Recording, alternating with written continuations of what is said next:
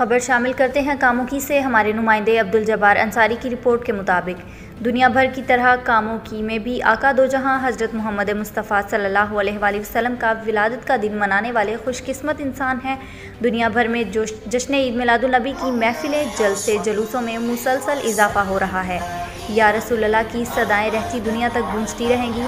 इन ख्यालात का इजहार अंजुमन आराइयां के वाइस चेयरमैन और गाजी इल्मेदीन शहीद के सरपरस्त चौधरी रियासत अली ने गुज़श्ता रोज़ ईद मिलादुल नबी के मुबारक दिन पर मुख्तलिफ यूनिटों में इनामात तकसीम किए।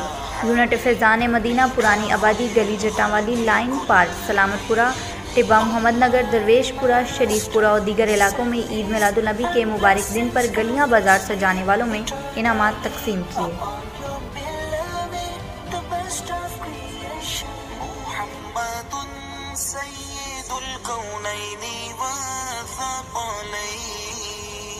मुहम्मदुन सय्यिदुल कौनैनि वथक़लैनि वल फ़रीक़ैनि मिन उर्बि व मिन अजमी।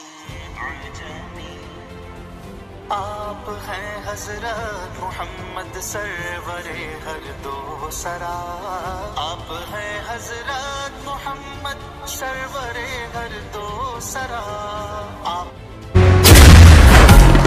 मेरे मौला मौला अल्लाह अल्लाह, मेरे मौला मौला अल्लाह, तू है रहमत वाला, नाम है तेरा बरकत वाला।